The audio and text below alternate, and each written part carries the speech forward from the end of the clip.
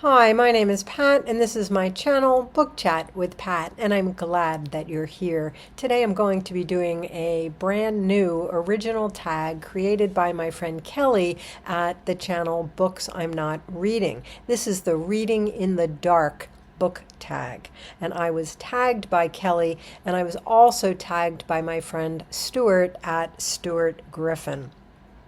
Kelly said that she created this original tag after having a severe power outage where she believed that she wasn't going to have power until about 10 p.m. So she created a tag about reading in the dark. And Kelly says, bonus Booktube points if you make your video in semi-darkness. Okay, here we go with the prompts. Number 1, did you ever read under the covers with a flashlight as a kid? If so, do you have any memorable books or experiences? Please share them with us. I actually never did this. I certainly read late into the night, frequently, but I don't ever remember actually reading under the covers with a flashlight. I certainly would have liked the idea of that as a kid. I don't think, I have no memory of ever actually doing that though. Number 2, do you read when you wake up in the middle of the night as an adult? Do you use your e-reader, booklight, light on your nightstand, etc.? Please share any memorable books and or memorable experiences. I don't do that anymore. If I wake up in the middle of the night, it's very briefly, and I don't tend to start to read. I read before I go to sleep, and I read when I first wake up in the morning, but I don't read, throughout the night if I wake up.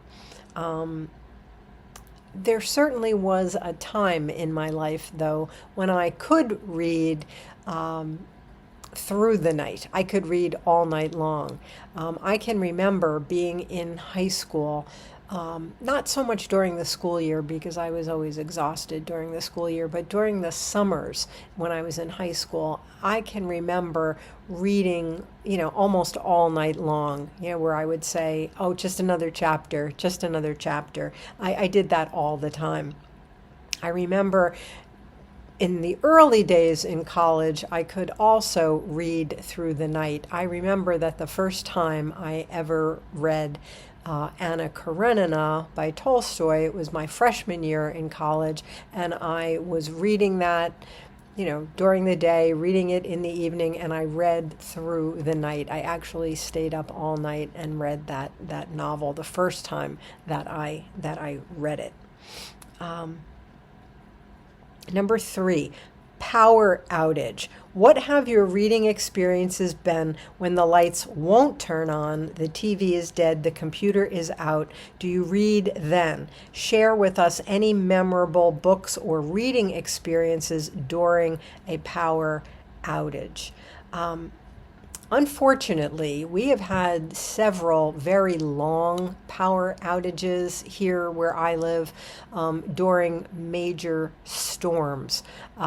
We were without power for, I think, 7 days when we had Hurricane Irene.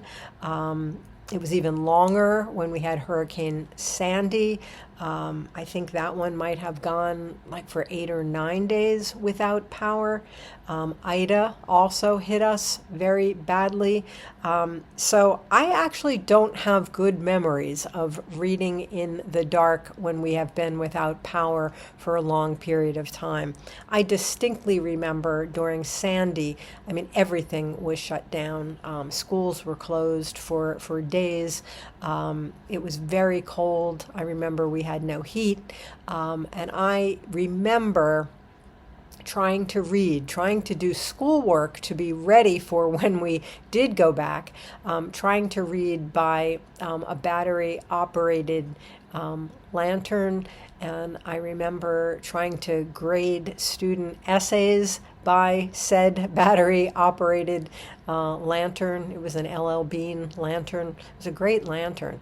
But I remember thinking I would not have survived in the 19th century or earlier without electricity. It got old really quickly, trying to read and do schoolwork and grade student papers in the dark or almost dark.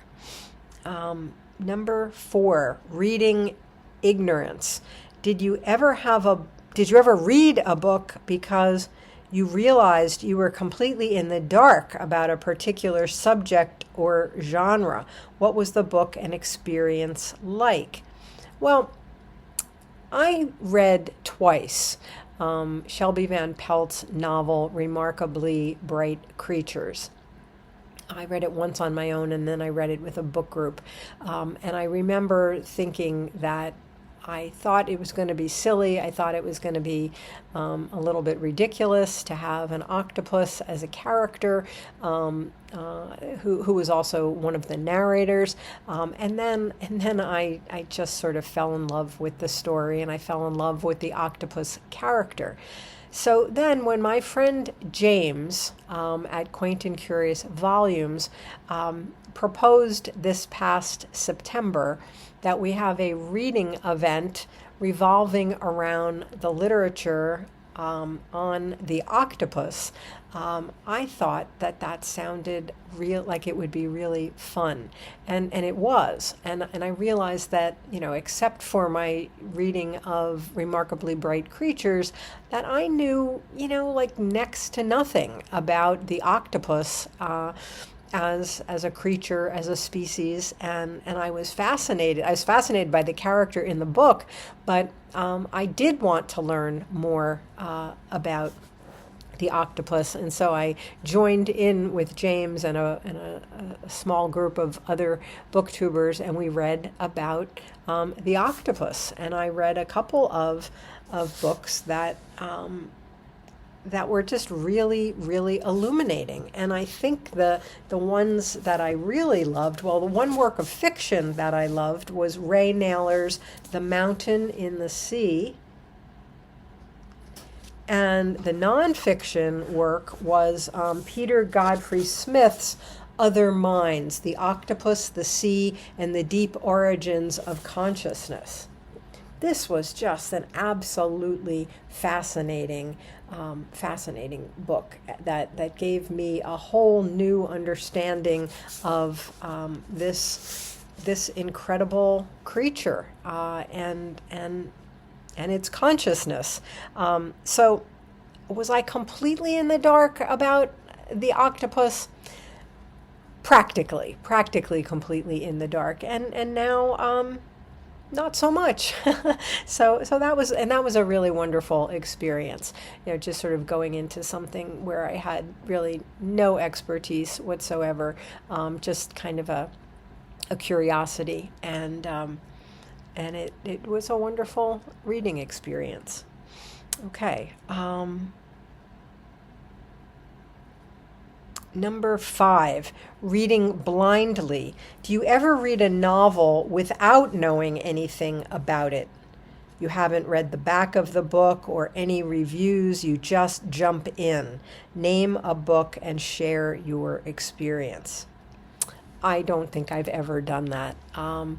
I have certainly read books where, I know a little bit about it. I've at least read the back of the book, or somebody has recommended it and told me a little bit about it, but I can't really think of an example of a book that I just read absolutely blindly without knowing anything about the book. I do read backs of books. I read book reviews all the time. I am not turned away from reading a book because I've read something in a book review. If anything, that's how I decide what I want to read. I don't worry about things like spoilers. So I can't think of an example where somebody just said, "Here, read this," and I read the book without knowing anything about it. I'm sort of an obsessive researcher, and I do read. I read reviews before I read something, and I read them after I've completed the book as well. And I always read at least a little summary. So I don't have any examples for that one. Number 6, other dark places: camping, cars, basements, the movies. What are any other dark places you have read in, maybe unexpectedly? Share any books or memorable reading experiences. The only thing that came to mind was the very first time that I ever read Charles Dickens' Bleak House, which is probably the novel of Dickens that I've read and reread the most, maybe with the exception of A Christmas Carol.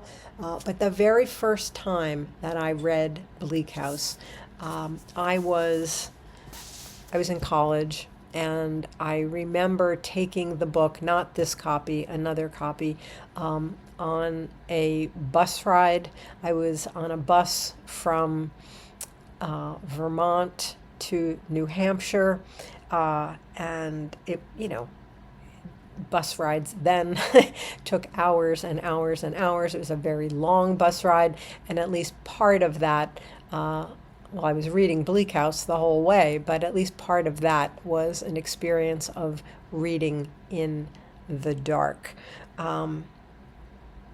Other than that, I can't think of too many experiences where I don't tend to read in cars. Definitely not at the movies. So that was the best I could do for that one. Number 7, Epiphany. The lights are on. What book or books have given you a proverbial light bulb over your head, something that really illuminated an idea to you? Share the book and reading experience. For that, I had 2 things that came to mind right off the top of my head. One is a book I've talked about on several occasions on this channel. This was a book that I first read when I was judging nonfiction, the first time I ever judged in the Booktube Prize Awards. And one of the books that I was assigned in my first round, I believe, was Tracy Kidder's Rough Sleepers.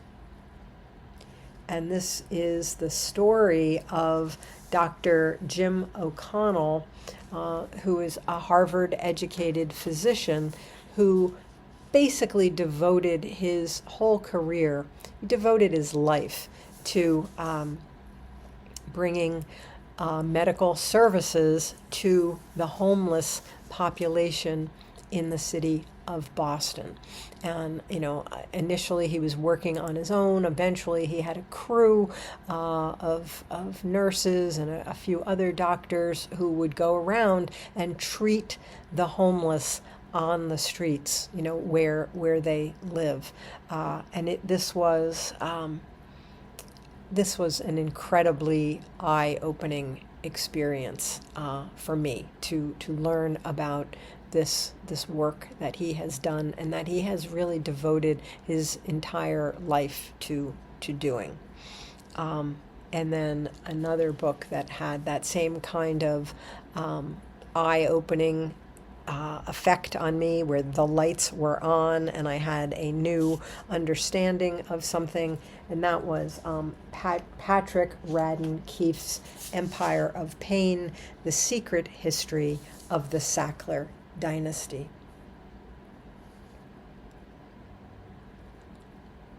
I thought that I knew a great deal about the opioid epidemic in the world, and certainly in this country. I thought that I knew a lot about it, and then I realized that I had barely scratched the surface until I read Empire of Pain and learned about this family, the Sackler family's work in the pharmaceutical industry, and the way they really created and perpetuated the opioid epidemic. Talk about eye-opening. It was really a horrific read. I mean, a very powerful read. It's a book I recommend to people all the time. But it's really a horrific story about corporate greed, really, and just devastating to know about all of the lives that have been lost as a result. So those are two where I would say the lights went on and I gained an entirely new understanding of some very, very serious problems in our culture. Okay. And then number 8, tag some booktubers. And then Kelly says, but anyone is welcome to do the tag. So if you are watching this and you'd like to get in on this, if you have a channel, please consider yourself tagged. If you don't, maybe you'd like to answer the prompts in the comments below. I would love to hear your answers as well. And then, as I always do, I'm going to tag some people. I'm going to try to tag people that Kelly hasn't tagged, and I'm going to try to tag people also that Stuart hasn't tagged. But chances are I'm going to end up overlapping with their lists as well. So, as always, I thank you for watching. I hope that you're doing well. I'll speak with you again soon. Take care.